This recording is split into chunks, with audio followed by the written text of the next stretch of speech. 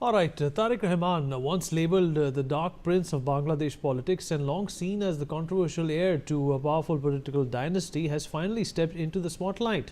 On Friday, his Bangladesh Nationalist Party swept the elections, placing Tarique firmly at the centre of power in Dhaka.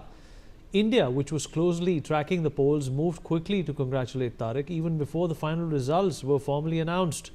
The swift response signaled New Delhi's eagerness to steady relations after ties hit a low following the ouster of Sheikh Hasina in 2024.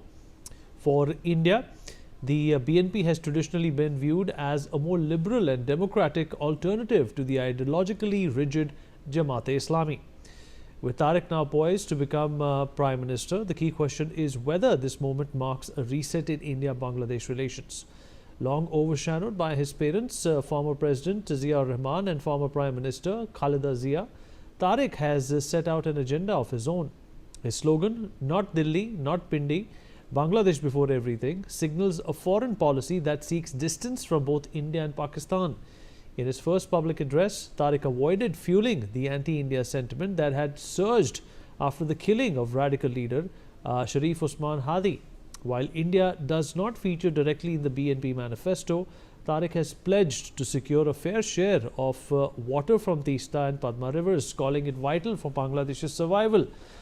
Ending border killings has also been flagged as a priority, and 5 Indian states share a border with Bangladesh, with West Bengal having the longest stretch. For India, Tarique Rahman is neither a natural ally nor an outright adversary. How New Delhi engages with Dhaka now could determine whether this transition leads to cooperation or renewed friction. We'll talk about this with our guest. Joining us on the program is Ambassador Veena Sikri, former High Commissioner to Bangladesh. Major General G.G. Dwivedi, Global and Strategic Defence Expert, is also with us on the show. Mr. Vijay Kranti, Chairman of Chase, is joining us as well. And last but not the least, Pathikrit Pine, Foreign Affairs Expert, with us on the program as well. Ambassador Sikri, ma'am, I'll begin with you. Ma'am, we have a new leader in Bangladesh, but this leader and his family, the political dynasty that he hails from, has had a number of run-ins when it comes to dealing with India. His mother, his party have had problems with India, and they have come out in more ways than one. Earlier on, they did not in fact rely or, show solidarity with Pakistan. But that could change with Mr. Rahman stepping in. You've been in Bangladesh, ma'am. What is your assessment of how this will work out? Will we have, a cozy relationship with Bangladesh again? Will it be status quo, or things could get worse? Well, I think that the very fact that Tarique Rahman has been, and his party, the BNP that he leads, has been elected with a 2/3 majority to the Bangladesh parliament, 13 parliamentary elections. This is a significant fact in itself. And I think we have to understand this also, because till the election results came out, it was taken for granted that either the Jamaat-e-Islami would be the single largest party, or as the polls were predicting that both were evenly balanced, both the alliances were evenly balanced, there would be some kind of unity government. But I think one has to understand that this is a very firm rejection by the people of Bangladesh of the Islamism that the Jamaat-e-Islami and its parties put together. I think this is the key factor, because we have to remember that right from July, August of 2024, when the regime change operation took place, it is the Jamaat-e-Islami that has been the power behind the throne. And they have exercised that power over Muhammad Yunus, over the life in Bangladesh. Everything they have geared up in Bangladesh to make it Islamist. We saw, for example, that even the interim regime that was set up, interim regime was not even provided for in the constitution of Bangladesh, so actually it was an illegitimate, unconstitutional government. But such as it was, the advisors in the interim regime are supposed to be non-political, apolitical. They're supposed to be technical people who help the chief advisor to maintain law and order and to plan for the election within 90 days. But instead, we saw all the regime advisors of Muhammad Yunus were from the Islamist groups. There was the Islami Andolan Bangladesh, and his Butari chief, who was described as the mastermind behind the regime change operation. So there was absolutely no spontaneity in the students' uprising, etc. And so in the conduct of how they governed Bangladesh for 18 months, Islamism crept in very strongly, and you saw even in the university elections, student union elections, the NCP, the political party formed after the July uprising, supposedly representing the students, was nowhere in these elections. It was only the Islami Chhatra Shibir, the youth wing of the Jamaat-e-Islami, who won through their proxy organizations, and they won in Dhaka University, Jahangirnagar University, and Jagannath University. So in every factor of life, you saw this coming in. Sharia law was their goal, and the Jamaat-e-Islami deliberately pushed the BNP to one side, even though in 2001 and 6, when I was there as High Commissioner, these two were in alliance. They formed an alliance government led by Begum Khalida Zia. But this time, the Jamaat-e-Islami said, we are going to have the Islamist groups together. We don't want the BNP in our alliance. So, just in the run-up to the elections, we had not only the Jamaat-e-Islami manifesto, which talks about Sharia law, although officially they had dropped Sharia law at the behest of the Americans. We saw that the transcript of the conversation of the American diplomat with Bangladeshi women journalists was published by Washington Post, showing clearly how much the Americans were supporting Jamaat-e-Islami in their quest for power. But when the Amir of the Jamaat-e-Islami made some very derogatory remarks about women, he said, women can never be head the Jamaat-e-Islami. Women should be staying in the home. Even why should they work? If they're going to work for 8 hours, I'm going to cut it down. And he made such derogatory comparisons for women working that there was a huge backlash. So I think that is one thing. And secondly, of course, the fact that the Awami League was not there, which is what was a terrible issue, and the Awami League not being there. Some of the Awami Leaguers have voted for BNP, some of the Hindu minorities have voted for BNP. None of them want to vote for Jamaat. And in a big way, the women walked away. They voted with their feet by walking away from Jamaat-e-Islami and transferring their vote to the BNP. So the BNP, having come to power with this big majority, I think Tarique Rahman is showing some statesmanship. You are right about the difficulties that were there when they were in power in 2001, 2006. The main difficulty at that time was on security issues. The activities of the Northeast Indian insurgent groups who were given shelter in Bangladesh. Right. So all these issues were there, and they did not accept any advice or discussion with us on that. But now, this time, then there was the attack on the Hindu minorities at that time when the election results were declared in 2001. They said, oh, celebrations, and a lot of the Hindus were attacked. 3 months, solid for 3 months. This time, Tarique Rahman has said that no celebrations.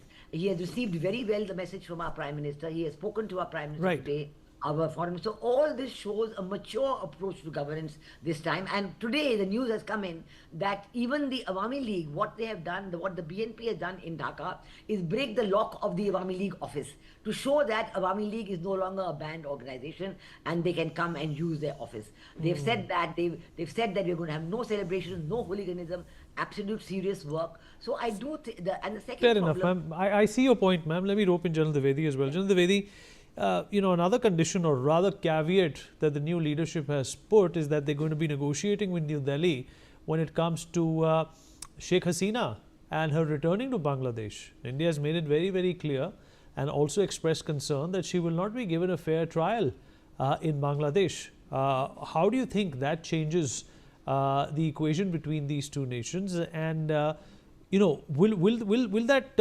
tension that had been prevailing for the last couple of years be eased out somehow, considering the fact that this new leader is not going to focus on just his relationship with India alone. He's also going to focus on development. And the reason why that uprising happened, it was because of unemployment. Well, Vineet, before I answer your question per se, there are 2-3 important factors which need to be taken into consideration. Firstly is the election, the trend lines. One message is very clear that I think Jamaatis have got a big snub and therefore their ideology stand rejected. The second point is that we need to see a lot of water has flown through Meghna River in the last about 18 months, and that is how Pakistan has outreached Dhaka and embedded itself. And the kind of military exchanges, the kind of military give and take between the Bangladesh army and the Pakistan army, that is one major consideration which will actually determine how the future dispensation actually deals with Delhi.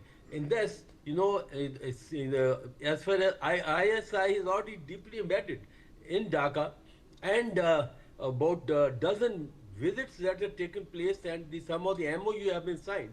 That means one is that Pakistan is going to be a dark horse in this whole situation, and second, of course, the Chinese also made use of this time to firm in very, very strongly. Now, we need to also go into the history and what are the constraints for Tarique Rahman. There are three possible constraints. First is that the very plank he has come into power will actually restrain him to have a very close relationship with India, because that is one of the planks. After all, this whole protest was the anti-Hasina protest. So therefore he will be constrained how far he can reach out to India.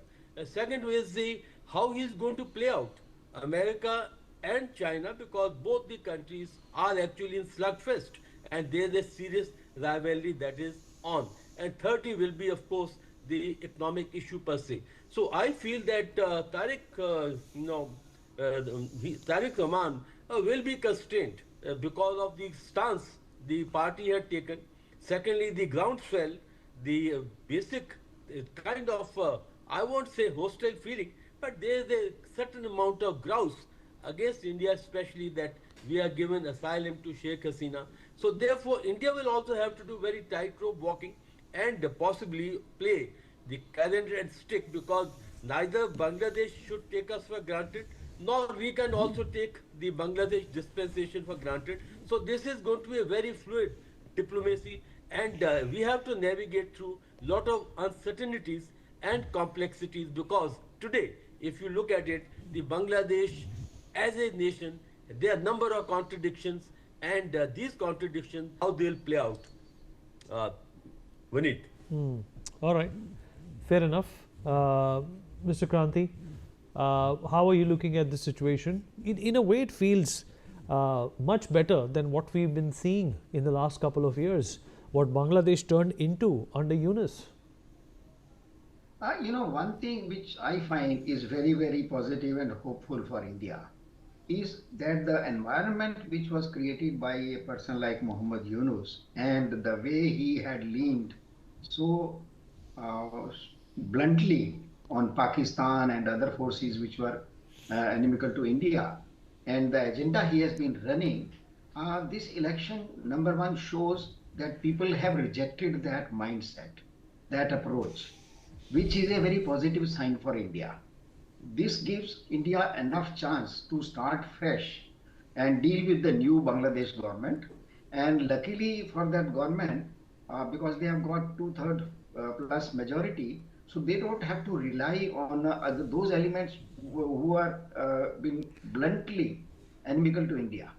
So that is one positive thing for India. For the Bangladesh people, I think it is a little far beyond anybody who was hopeful and positive. The results are more positive than what people would have thought regarding the maturity of the Bangladesh voter.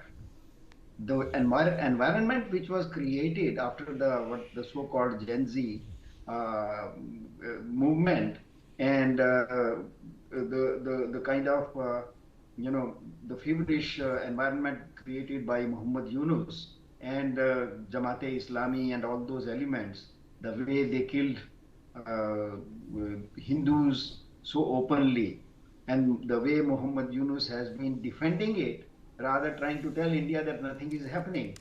So now number two, it is the maturity of the Bangladesh voter, which has now given Bangladesh a new beginning. Because the last 18 months were the months of destruction. Bangladesh has had very good economic run for itself, both inside the nation as well as in the international market. And but in 18 months, there is a very bad destruction and a lot of damage has been done. So I think Bangladesh will get a fresh chance with the new dispensation on how to revive the economy of Bangladesh. And Bangladesh will be also free from, this the way Pakistan and China had jointly entered into the system, and the way they were eating it like a moth, that process has come to check. It is going to be checked very, I hope, decisively and effectively by the new government. And then there is another major change. So far, Bangladesh has been leadership of established very old people, the old ladies, and the worst was Muhammad Yunus, who has never been a statesman, who has never been a politician. He has been simply a stooge of some lobbies of America. And so I think for Bangladesh, it is a very positive beginning. India should welcome it, and India should now work on the given conditions as more favorable than these conditions were in the recent past. Yes. All right, Pathakrit, is this positive news for Bangladesh? Let's not forget what's been happening in this country, especially with the minorities who have been under a lot of stress. And from what we also hear and have seen, that a couple of Hindu leaders have also secured big victories in Bangladesh. Is this a reaffirmation of Bangladesh's sort of appeal and zest to be secular? Well, first of all, I would rather say that Bangladesh is an anglicized society to a certain extent, but not entirely. And I don't think Bangladesh is beyond a point a secular country, not at all. But I would also acknowledge that Ambassador Sikri was very right, one of the very few who said before the election that BNP can win more than 200 seats. So she was one of the very few who was spot on about the election results before the election actually took place. Secondly, yes, if you have to decide between a rock and hard place, so invariably for India, BNP is a better news than that proxy government that was put on. And that government, if you'd see the result, the number of seats NCP won, the students' movement, it is merely 6 seats out of the 30 that was allocated to them by none other than Jamaat. So that shows that there has been no doubt a great extent of disillusionment of the people for what has happened in the last 1.5 years, the kind of mess that Dr. Yunus created inside Bangladesh.